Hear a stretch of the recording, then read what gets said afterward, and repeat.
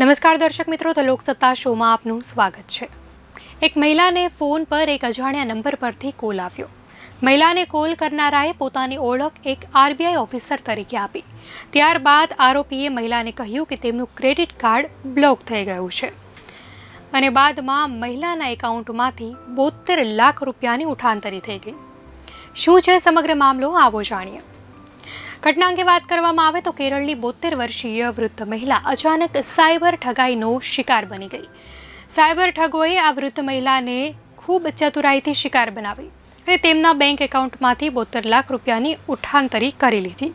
મહિલાએ જણાવ્યું હતું કે 23 ઓગસ્ટે તેમના ફોન પર એક અજાણ્યા નંબર પરથી કોલ આવેલો। કોલ કરનારાએ પોતાની ઓળખ એક આરબીઆઈ ઓફિસર તરીકે આપી હતી।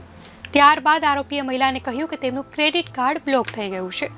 આ સાંભળીને મહિલાએ તુરંત જ તેને અનબ્લોક કરાવવા વિશે વાત કરી।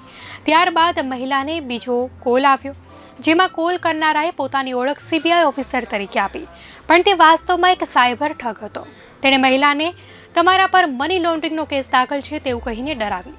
આ સિવાય બીજા પણ અનેક ફેક આરોપો લગાવવામાં આવ્યા, જેથી મહિલા ખૂબ ગભરાઈ ગઈ।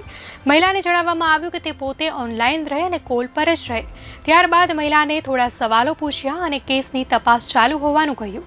ફેક દસ્તાવેજો બતાવીને ધરપકડનો ડર પણ બતાવવામાં આવ્યો।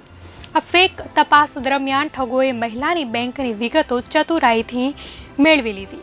આ વિગતો માંગતી વખતે મહિલાને જણાવ્યું કે તે ખૂબ જ જરૂરી છે, નહીં તો તેમને ધરપકડ કરવામાં આવશે। ત્યારબાદ મહિલાએ ડરીને પોતાની બેંકની વિગતો આપી દીધી અને ત્યાર પછી તેમના બેંક એકાઉન્ટમાંથી 72 લાખ રૂપિયા ચોરી લેવામાં આવ્યા।